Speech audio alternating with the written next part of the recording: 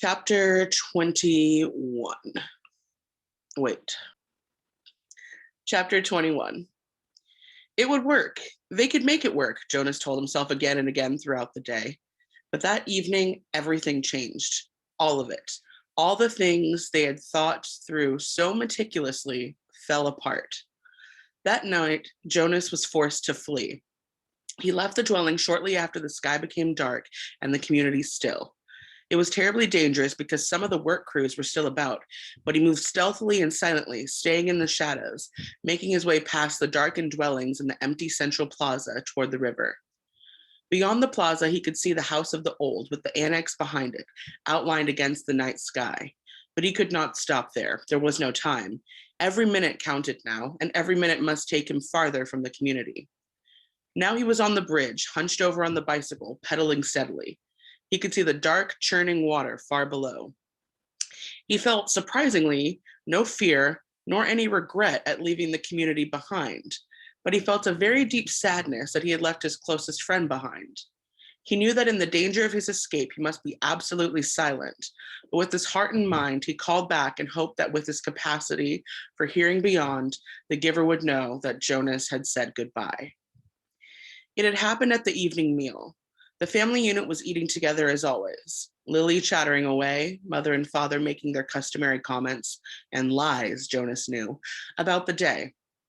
Nearby, Gabriel played happily on the floor, babbling his baby talk, looking with glee now and then toward Jonas, obviously delighted to have him back after the unexpected night away from the dwelling. Father glanced down toward the toddler. "Enjoy it, little guy," he said. "This is your last night as visitor." "What do you mean?" Jonas asked him. Father sighed with disappointment. "Well, you know he wasn't here when you got home this morning because we had him stay overnight at the nurturing center. It seemed like a good opportunity with you gone to give it a try. He'd been sleeping so soundly." "Didn't it go well?" Mother asked sympathetically. Father gave a rueful laugh. "That's an understatement. It was a disaster. He cried all night, apparently. The night crew couldn't handle it. They were really frazzled by the time I got to work." "Gabe, you naughty thing," Lily said with a scolding little cluck toward the grinning toddler on the floor. "So," Father went on, "we obviously had to make the decision. Even I voted for Gabriel's release when we had the meeting this afternoon." Jonas put down his fork and stared at his father. "Release?" he asked. Father nodded. "We certainly gave it our best try, didn't we?" "Yes, we did," Mother agreed emphatically. Lily nodded in agreement too. Jonas worked at keeping his voice absolutely calm. "When?" he asked. "When will he be released?" "First thing tomorrow morning. We have to start our preparations for the naming ceremony, so we thought we'd get this taken care of right away." "It's bye-bye to you, Gabe, in the morning," Father had said in his sweet sing-song voice. Jonas reached the opposite side of the river, stopped briefly, and looked back. The community where his entire life had been lived lay behind him now, sleeping. At dawn, the orderly, disciplined life he had always known or would continue again without him. The life where nothing was ever unexpected, or inconvenient, or unusual. The life without color, or pain, or past. He pushed firmly again at the pedal with his foot and continued riding along the road. It was not safe to spend time looking back. He thought of the rules he had broken so far. Enough that if he were caught now, he would be condemned. First, he had left the dwelling at night, a major transgression. Second, he had robbed the community of food, a very serious crime, even though what he had taken was leftovers set out on the dwelling doorsteps for collection. Third, he had stolen his father's bicycle. He had hesitated for a moment, standing beside the bike port in the darkness, not wanting anything of his father's and uncertain as well whether he could comfortably ride the larger bike when he was so accustomed to his own. But it was necessary because it had the child seat attached to the back, and he had taken Gabriel too. He could feel the little head nudge his back, bouncing gently against him as he rode. Gabriel was sleeping soundly, strapped into the seat. Before he had left the dwelling, he had laid his hands firmly on Gabe's back and transmitted to him the most soothing memory he could. A slow swinging hammock under palm trees on an island someplace at evening, with a rhythmic sound of languid water lapping hypnotically against a beach nearby. As the memory seeped from him into the new child, he could feel Gabe's sleep ease and deepen. There had been no stir at all when Jonas lifted him from the crib and placed him gently into the molded seat. He knew that he had the remaining hours of night before they would be aware of his escape, so he rode hard, steadily, willing himself not to tire as the minutes and miles passed. There had been no time to receive the memories he and the giver had counted on of strength and courage, so he relied on what he had and hoped it would be enough. He circled the outlying communities, their dwellings dark. Gradually, the distances between the communities widened with longer stretches of empty road. His leg ached at first, then, as time passed, they became numb. At dawn, Gabriel began to stir. They were in an isolated place. Fields on either side of the road were dotted with thickets of trees here and there. He saw a stream and made his way to it across a rutted, bumpy meadow. Gabriel, wide awake now, giggled as the bicycle jolted him up and down. Jonas unstrapped Gabe, lifted him from the bike, and watched him investigate the grass and twigs with delight. Carefully, he hid the bicycle in thick bushes. "Morning meal, Gabe." He unwrapped some of the food and fed them both. Then he filled the cup he had brought with water from the stream and held it for Gabriel to drink. He drank thirstily himself and sat by the stream, watching the new child play. He was exhausted. He knew he must sleep, resting his own muscles and preparing himself for more hours on the bicycle. It would not be safe to travel in daylight. They would be looking for him soon. He found a place deeply hidden in the trees, took the new child there, and lay down holding Gabriel in his arms. Gabe struggled cheerfully as if it were a wrestling game, the kind they had played back in the dwelling with tickles and laughter.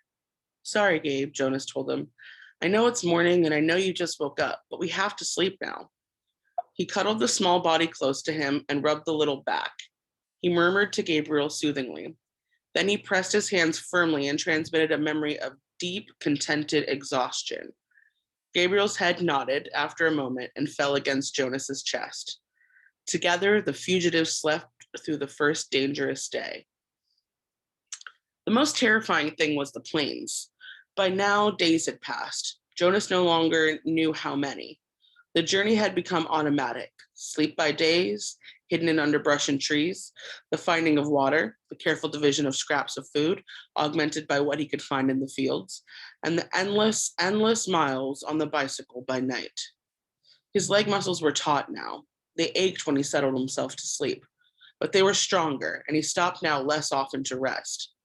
Sometimes he paused and lifted Gabriel down for a brief bit of exercise, running down the road or through a field together in the dark. But always, when he returned, strapped the uncomplaining toddler into the seat again and remounted. His legs were ready. He had enough strength of his own, and had not needed what the giver might have provided had there been time. But when the plains came, he wished that he could have received the courage.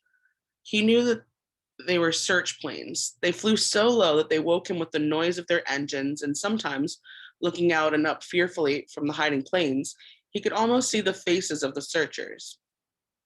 He knew that they could not see color, and that their flesh, as well as Gabriel's light golden curls, would be no more than smears of gray against the colorless foliage. But he remembered from his science and technology studies at school that the search planes used heat-seeking devices which could identify body warmth and would hone in on two humans huddled in shrubbery. So always, when he heard the aircraft sound, he reached to Gabriel and transmitted memories of snow, keeping some for himself. Together they became cold, and when the planes were gone, they would shiver, holding each other until sleep came again.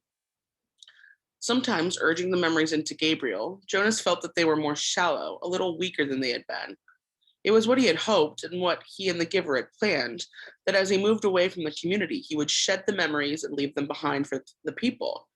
But now, when he needed them, when the planes came, he tried hard to cling to what he still had of cold and to use it for their survival. Usually the aircraft came by day when they were hiding, but he was alert at night too on the road, always listening intently for the sound of the engines.